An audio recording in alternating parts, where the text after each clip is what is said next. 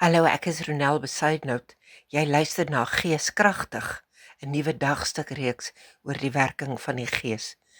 Vandag is die 6de voorlesing, die Gees en gebed.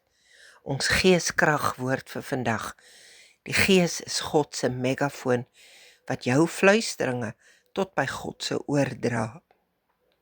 Gebed is nie altyd maklik nie. Daar is tye wanneer jy nie woorde het nie, of wanneer jou hart net stil sug. Paulus skryf, ons weet nie wat ons behoort te bid nie, maar die Gees self pleit vir ons met versigtinge wat nie met woorde gesê kan word nie. Dit staan in Romeine 8 vers 26. Die Gees is soos 'n sagte megafoon. Hy fluister jou fluisteringe, jou trane, selfs jou stilte en dra dit reguit tot by God se oor. Jou gebed raak nie verlore nie, want die Gees versterk dit sonder om dit te verdraai. Hy maak jou klein stem groot genoeg om die Vader se hart te bereik. Ek wil graag saam met jou bid. Gees van God, dra my fluisteringe tot by die Vader en vul my stilte met u stem. As jy meer tyd het, lees gerus die teksgedeeltes in jou selfstudie.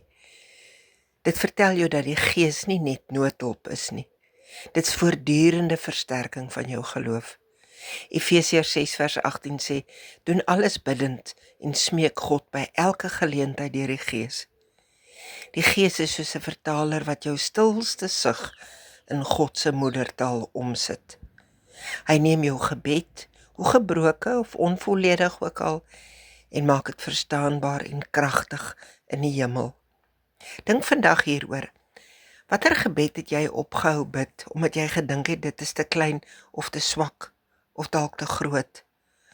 Laat die Gees dit dra, vertaal en vul met God se liefde. En môre gesels ons verder oor hoe die Gees jou krag gee om te getuig. Mag jy 'n mooi dag hê.